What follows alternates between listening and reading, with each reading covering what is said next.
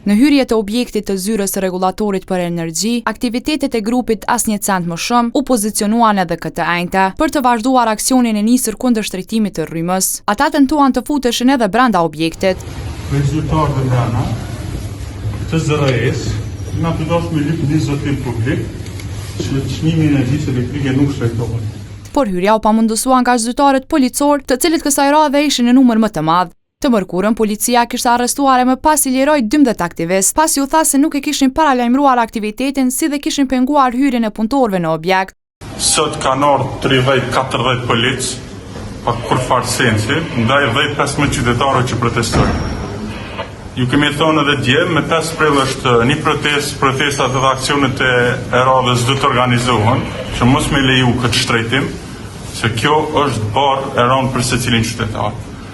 Qëllimi jonë nuk është me kry kurfar akte agresione, nuk e di çka kanë menu që po bëjmë në akt terrorist, na jemi të i shfrytzu të drejtat tona demokratike për me dalë dhe me protestu. Por për kundër aksioneve dhe protestave të paralajmëruara, ZRE po vazhdon me planin e saj.